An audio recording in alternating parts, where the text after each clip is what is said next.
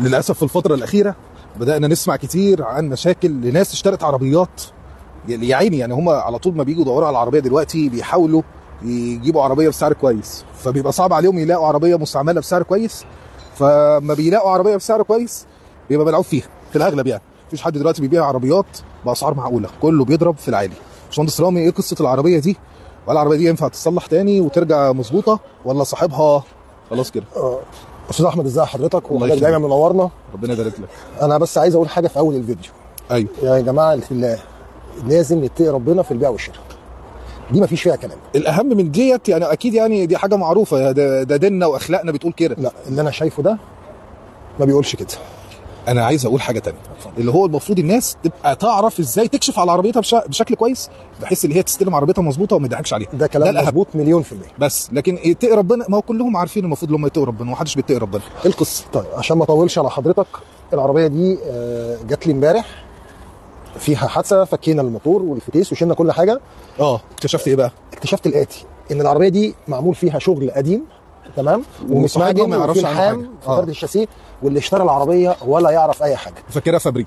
اللي انا هقوله ده مش كوميديا، بس دي كوميديا سودا.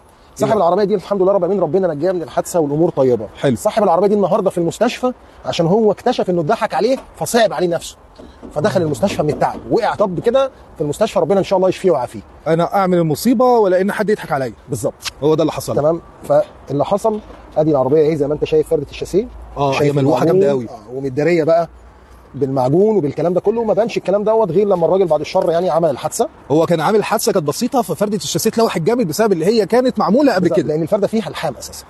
فاللحام ضعفها، فمع الخبطه الجديده البسيطه خلت الدنيا بايظه كده فيه دوت. تمام. وعندنا الفرده هنا اتاثرت برضو، بس ان شاء الله رب العالمين احنا يبقى ليهم حق كده بتوع المرور اللي هم ما يرضوش باي فرده الشاسيه فيها لحام. طبعا ده امن وامانه المواطن واسرته. دي حاجات ما فيهاش هزار. انت بتلحم فرد الشاسيه عندك؟ انا يا فندم بتلحم فرد الشاسيه؟ لا طبعا، لا فرد الشاسيه انا مش بلحمها، لكن خليني اقول لك ان انا الحمد لله رب العالمين بنعدلها من غير لحام. بالظبط. طب العدله ديت ما تضعفهاش؟ ما هو يا استاذ احمد الرك، هل انت بتسخن بنار ولا انت بتسخن بهوت جن وبتستحمل الوقت؟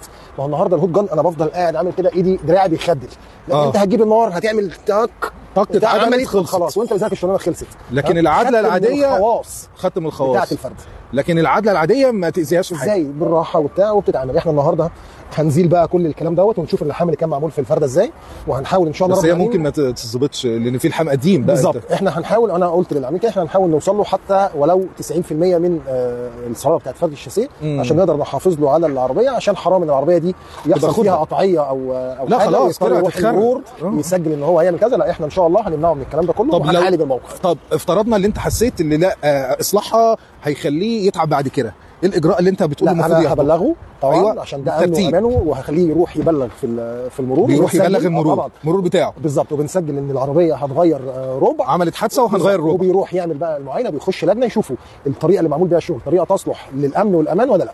بيوافقوا بنسبه كبيره بيوافقوا طالما الشغل معمول. هو المرور يا جماعه مش موجود في البلد دي عشان يضايقنا، هو اللجنه بتاعت المرور دي موجوده عشان تحافظ على سلامتك انت وسلامه الاخرين اللي ماشيين جنبك في الطريق. هو مش عايز يضايقك طالما العربيه معموله كويس.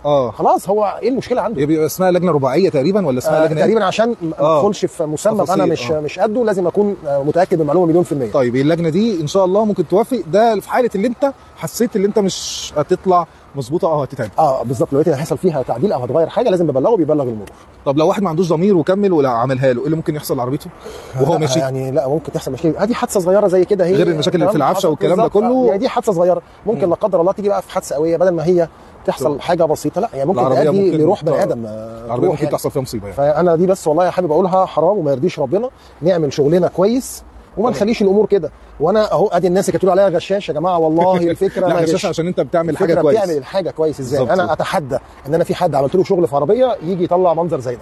بفضل الله يبارك لك. كل الناس بتشهد لك اصلا بالكفاءه، وما شاء الله عليك وعلى شغلك. الحمد لله اكبر، وربنا يزيدنا ويزيد الناس. وانا بشكر كل الناس، وبقول للناس اللي هي بتقول علينا اي حاجه برضو احنا معاكم وتحت امركم، عمرنا ما هنتضايق منكم. وبنشكر كل الناس اللي بتدعمنا، واحنا دايما في خدمتكم. شكرا جزيلا، وربنا يجزيك خير يا